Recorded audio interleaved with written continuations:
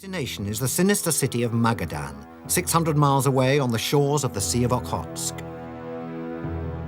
Magadan was built by slave labor in the 1930s.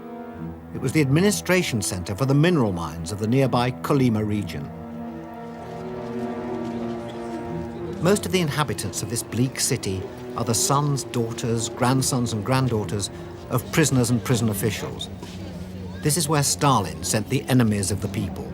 Writers, artists, lawyers, anyone on whom his suspicions fell.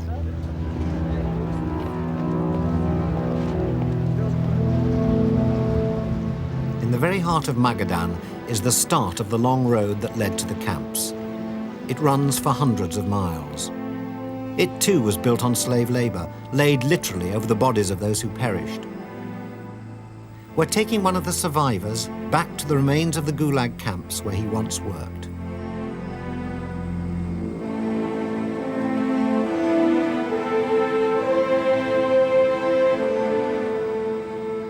His name is Ivan Yakovlev. He has not returned to this harsh wilderness for 50 years.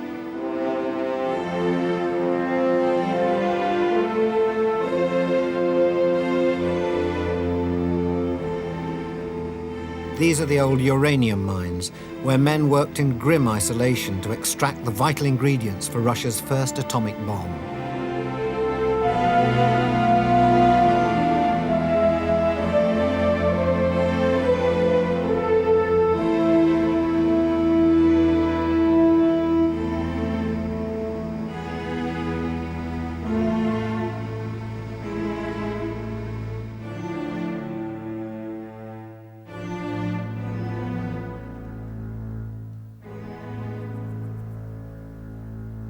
It was always officially denied that forced labor camps existed, but Ivan Yakovlev shows us the remains of a cemetery on the mountainside 200 miles north of Magadan.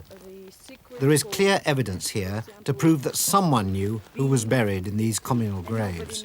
For each one is marked with an identification disc made from an old tin lid.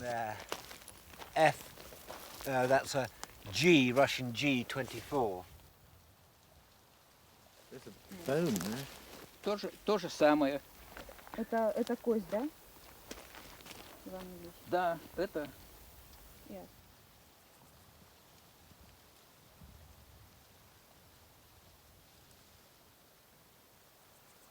What would have been the main cause of death?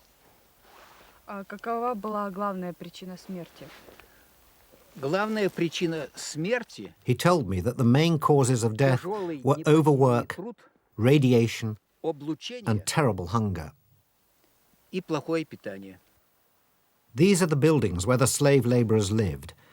Ironically, the best preserved is the camp's prison, as if one were necessary. If you escaped from here, there was nowhere to go.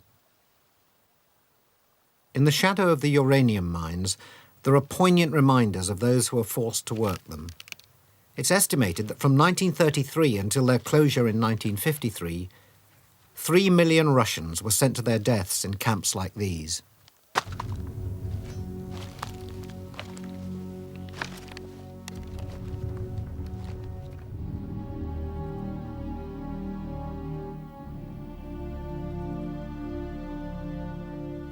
I asked Tatiana, the interpreter, what Ivan Yakovlev's feelings are on returning here after so long. He says he's quite cheerful. The generals and politicians who ran the gulags are all dead.